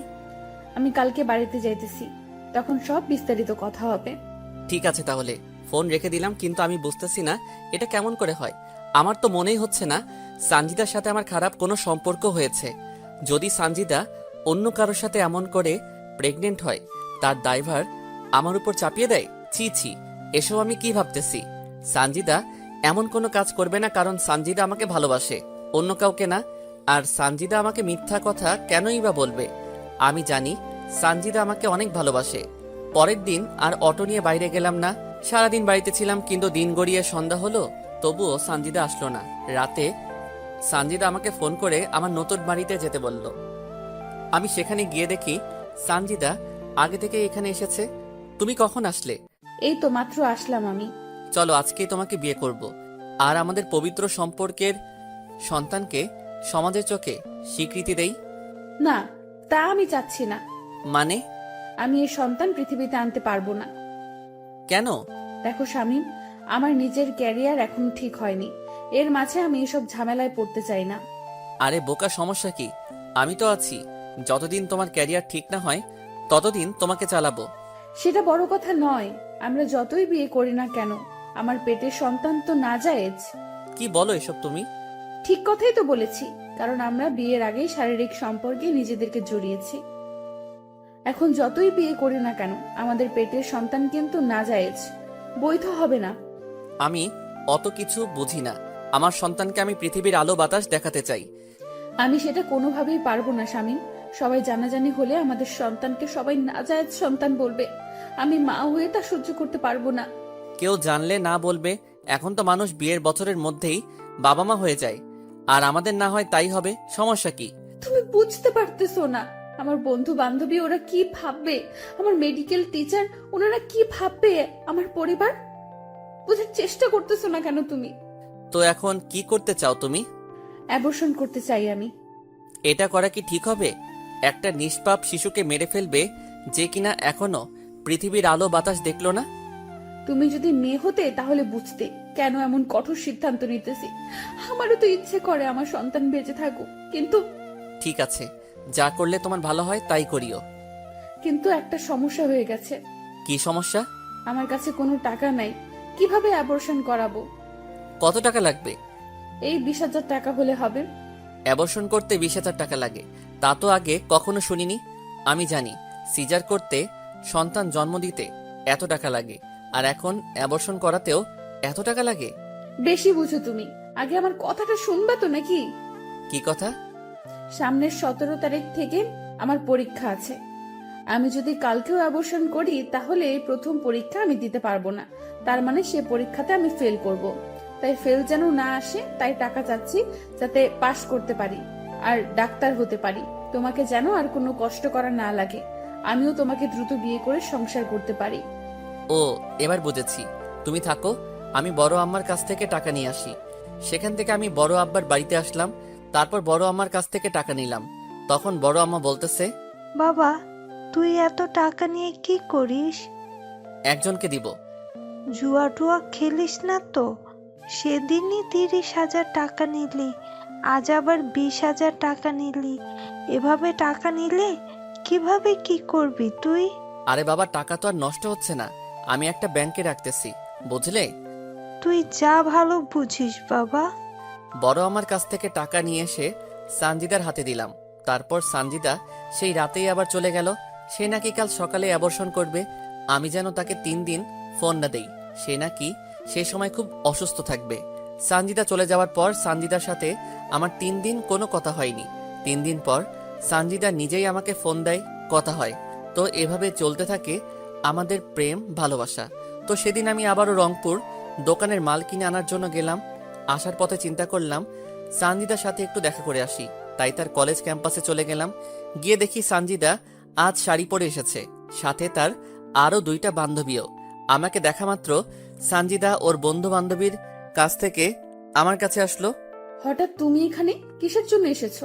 না মানে, রংপুর এসেছে একজনের দোকানের মাল কিনতে, তাই ভাবলাম তোমার সাথে একটু দেখা করে যাই। ভালো করেছো। তোমার ক্লাস নাই, আর এরকম সেজে কলেজে এসেছো কেন?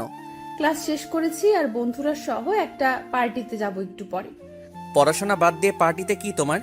আরে বাবা, এটা কোনো বাজে পার্টি না, আমাদের এক বান্ধবীর বিয়ের রিসেপশনের পার্টিতে যাচ্ছি, বুঝলে?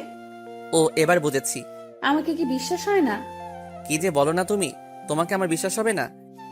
তাহলে এভাবে বলো কেন? আর এইভাবে বলবো না। আমাদের কথা শেষ হয়নি, একটা ছেলে বাইক নিয়ে সরাসরি আমাদের কাছে আসলো আর এসে সানজিদাকে বলল তার বাইকে উঠতে। ছেলেটা দেখতে অনেক সুন্দর আর হ্যান্ডসাম, ড্রেস আপও বড় লোক বাবার ছেলের মতো।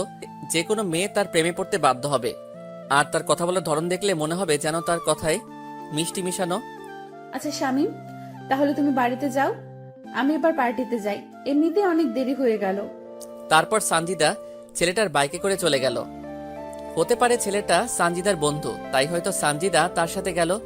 আমি আর কোনো কিছু না ভেবে বাড়িতে চলে আসলাম। যার মাল কিনতে গেছিলাম তাকে তার মাল বুঝিয়ে দিয়ে ভাড়া নিয়ে নিলাম।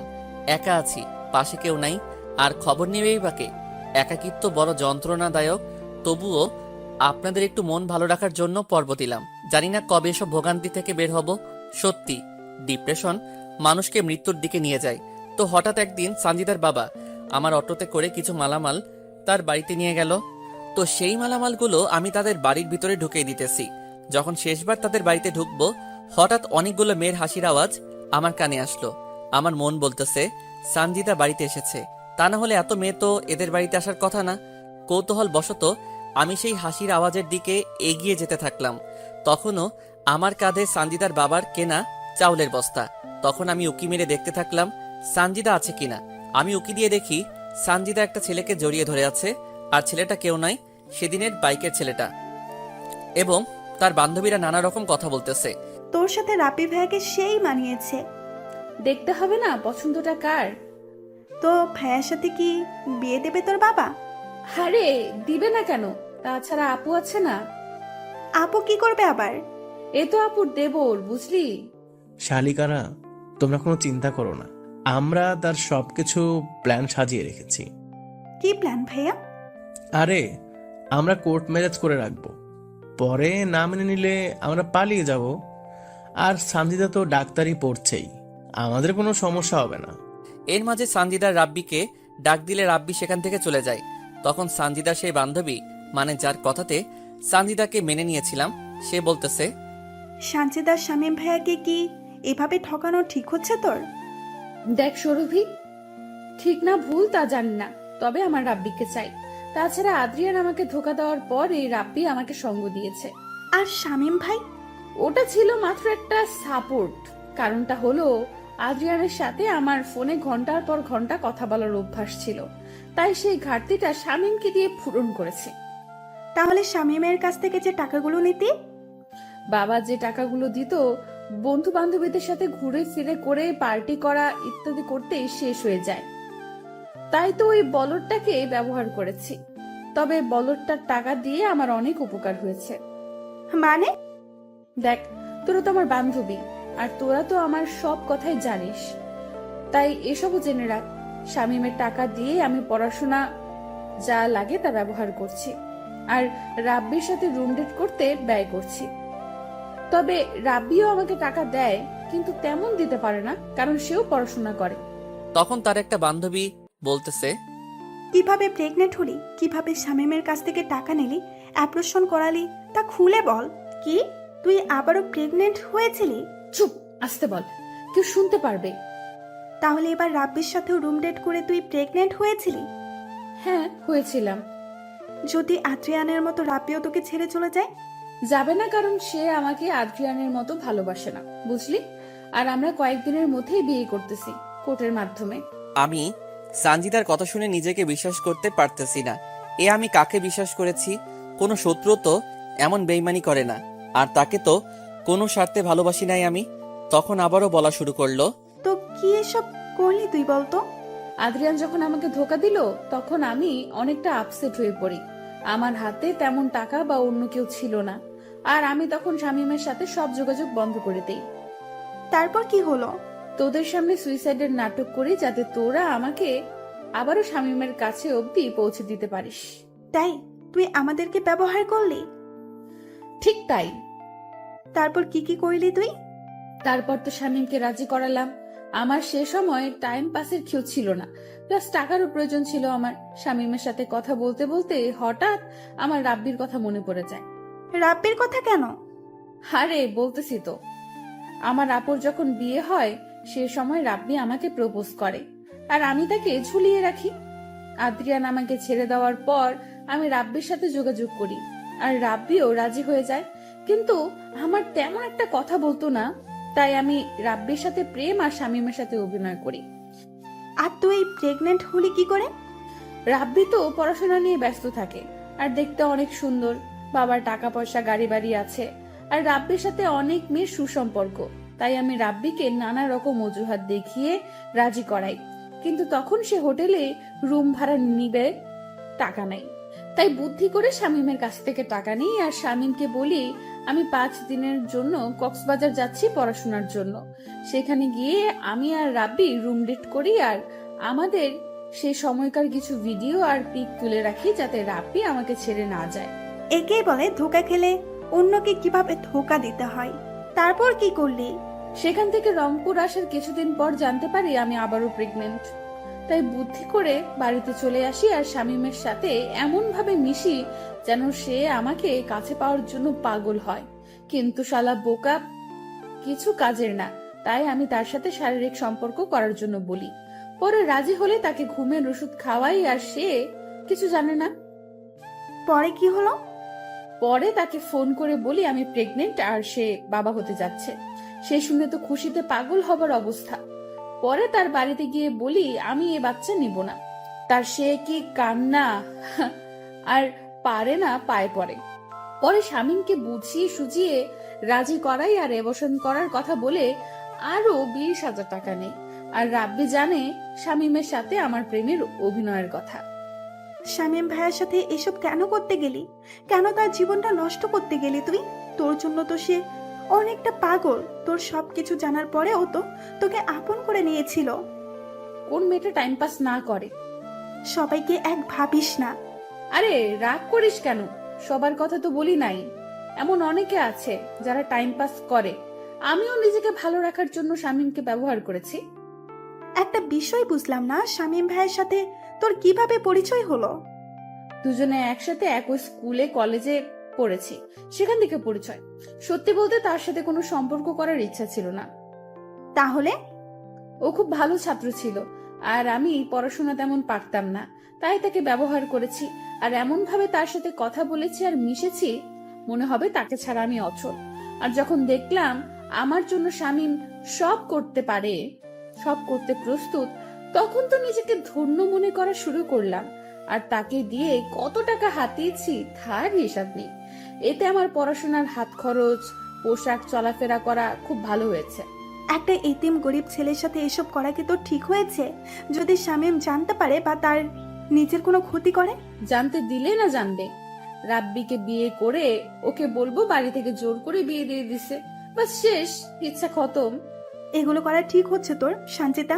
এই বেশি কথা বলিস না তো। তোদের জন্য রাব্বির সাথে একান্ত সময় কাটাতে পারতেছি না, তার চেয়ে বরং রাব্বিকে নিয়ে শামীমের বাড়ি গিয়ে একটু মজা করি। আমি সানজিদার এমন সব কথা শুনে কাঁধ থেকে চাউলের বস্তা নিচে ফেলে দিলাম। আমি ভাবতেও পারতেছি না এত বড় বেঈমান মানুষ কেমন করে হয়, এত সুন্দর অভিনয় মানুষ কেমন করে করতে পারে। হঠাৎ সানজিদার বাবা আমাকে বলে তার আরো কিছু নিয়ে আসা লাগবে। আমি সানজিদার বাবা সহ আবারও বাজারে গেলাম।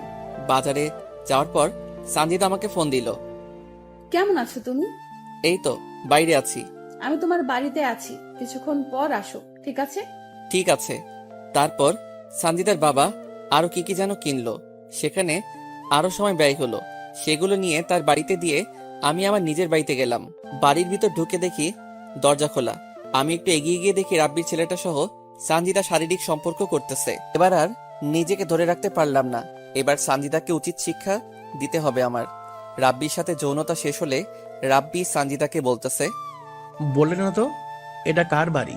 আমার স্কুলের একটু বন্ধুর বাড়ি, আমার সাথে পড়াশোনা করত। এবার তুমি যাও, ও এসে এভাবে তোমার সাথে দেখলে সমস্যা হবে। তারপর রাব্বি ঘর থেকে বের হলো। আমি আড়ালে চলে গেলাম আর সানজিদা মাটিতে পড়ে থাকা কাপড় তুলে পড়তে লাগলো। আমি সেই সময় ঘরে ঢুকলাম। আমাকে আচমকা দেখে সানজিদা ঘাবড়ে গেল আর ঘামতে লাগলো। বর্তমান চারিদিকে তাকিয়ে দেখি সব কয়েদি, জেলার মৎস্য অফিসার, শিক্ষা অফিসার, সবার চোখে পানি, শুধু জজের চোখে পানি নাই। মেয়েটাকে তুমি মেরেছো? ঠিক কাজ করেছো তুমি। এমন বেঈমান মেয়ের বেঁচে থাকার কোনো কারণ আমি দেখি না। বলো না কিভাবে মারলে তাকে? তাহলে শুনুন, অতীত। আরে এই শীতের মধ্যে তুমি এভাবে ঘামতেছো কেন? কই ঘামতেছি আমি? এই দেখো তোমার কপালে ঘাম। সানজিদা সাথে সাথে আমাকে জড়িয়ে ধরলো। আমিও এই সুযোগে সানজিদাকে বিছানায় ফেলে দিলাম আর ওর ওড়না বুক থেকে নিয়ে ছিঁড়ে দুই ভাগ করলাম। এক অংশ দিয়ে ওর দুহাত বাঁধলাম আর এক অংশ দিয়ে ওর দুপা বাঁধলাম। তারপর অন্য ঘর থেকে রশি এনে দুই হাত দুই দিকে ছড়িয়ে খাটের সাথে বাঁধলাম আর দুই পা দুই দিকে দিয়ে বেঁধে ফেললাম। এই তুমি আমাকে এভাবে বাঁধলে কেন? আর আমার ওড়নাই বা কেন ছিঁড়ে ফেললে? জানেমান, সেদিন রাতে কি করেছি তা আমার মনে নাই, কিন্তু সেদিন রাতের মনে না থাকা কাজটা আজ করব। তাই বলে এইভাবে বেঁধে কেউ এসব কাজ করে? আমি তোমার প্রেমিকদের মতো করে ওসব করব না, একটু অন্যরকম ভাবে করব। ঘর থেকে বের হয়ে রান্নাঘরে গিয়ে একটা রামদা লবণ আর শুকনা মরিচের গুঁড়া নিয়ে আসলাম। এসব কেন নিয়ে আসলে তুমি? চুপ কর, তোর জন্য আজ আমার করুণ অবস্থা। এই তোর কি ক্ষতি করেছি আমি? কেন আমার সাথে বেইমানি করলি তুই? মানে? তুই যদি আমাকে ভালো না বাসবি তাহলে কেন এমন অভিনয় করলি তুই আমার সাথে? তোর যদি অন্য ছেলেকে ভালো লেগে থাকে তাহলে কেন আমাকে তোর জীবনে জড়ালি? এসব কি বলো তুমি? আমি তখন তার বাড়ির সব কথা বলে দিলাম। এসব শুনে সানজিদা ভয় পেয়ে গেল। জানেমান, যত কষ্ট আমাকে দিয়েছিস তার চেয়ে 1000 গুণ কষ্ট তোকে দিব আমি। কি করবে তুমি? তুই শুধু দেখো আর চিৎকার করো। আর কোনো কিছু বললাম না। আমি বিছানায় উঠে ওর গায়ের সব কাপড় খুলে ফেললাম। তারপর রামদা দিয়ে ওর স্তন কেটে ফেললাম। সাথে সাথে সানজিদা বিলাপ করে কাঁদতে থাকলো। আমি এবার লবণ আর মরিচের গুঁড়া সেখানে দিয়ে দিলাম। তারপর তার হাত কাটলাম, মানে শরীর থেকে আলাদা করে দিলাম। তারপর তার যৌনাঙ্গে রাম দিয়ে 3-4টা কোপ দিলাম। গলা কাটা মুরগির মতো ছটফট করতে থাকলো। সেখানেও লবণ আর মরিচের গুঁড়া দিয়ে দিলাম। আমার খুব কষ্ট হচ্ছে, তার চেয়ে আমাকে একেবারে মেরে ফেলো, আমি আর সহ্য করতে পারতেছি না। ঠিক এই রকম ঝড় আমার বুকে হচ্ছে। তোর জন্য কি করি নাই? তোর জন্য নিজের ক্যারিয়ার, সংসার নষ্ট করেছি। তোর জন্য নিজেকে শেষ করে ফেলেছি। এইটুকু স্বার্থ নিয়ে তো তোকে ভালোবাসি নাই, এমনকি তোর শরীরটাকেও না। তাহলে কেন আমার সাথে এত বড় প্রতারণা করলি? তুই ভালো করে জানিস তোকে কতটা ভালোবাসি। তোকে পাবার জন্য আমি কি কি না করেছি। সেই ছোটবেলা থেকে তোর সব চাহিদা আমি পূরণ করেছি। তার বিনিময়ে কি দিয়েছিস আমাকে? আমাকে মেরে ফেলো, আমি আর সহ্য করতে পারতেছি না। এমন যন্ত্রণা আমার কখনো হয়নি। এই চুপ, কোনো কথা বলিস না। তোর না শরীরের উত্তেজনা বেশি, তা আরো বাড়িয়ে দিব আমি। কিন্তু না, সানজিদা চিৎকার করতেছে, এত জোরে চিৎকার করতেছে যে আশেপাশের মানুষ শুনতে পাওয়ার অবস্থা। তাই আমি রামদা দিয়ে ওর জিভটা কেটে সেখানেও লবণ আর শুকনা মরিচের গুঁড়া দিলাম। মনে আছে তুই বলেছিলি না আমার বুকে মাথা রেখে তুই ঘুমাবি? আয়, তোকে আজ ঘুম পাড়িয়ে দেই। তার আগে বলতো, আদ্রিয়ান আর রাব্বি তোকে কথায় কথায় স্পর্শ করেছে? ও তুই তো বলতে পারবি না। তার আমি রামদা দিয়ে সেসব জায়গা কেটে দিয়ে তোকে পবিত্র করে আমার বুকে রেখে তোকে ঘুম পাড়িয়ে দেই। তারপর রামদা দিয়ে তার কপাল থেকে পা পর্যন্ত এমনভাবে কেটেছি যা বাংলাদেশের ইতিহাসে এমন করে কাউকে মেরেছে কিনা জানি না। আমি এবার সানজিদার দুপা কেটে ফেললাম। তখন অবধি সানজিদার দেহে প্রাণ ছিল। শেষে সানজিদার পেটে কয়েকটা কোপ দেই, আর সাথে সাথে সানজিদাকে আমার বুকে জড়িয়ে ধরি, আর সেখানে সে শেষ নিঃশ্বাস ত্যাগ করে।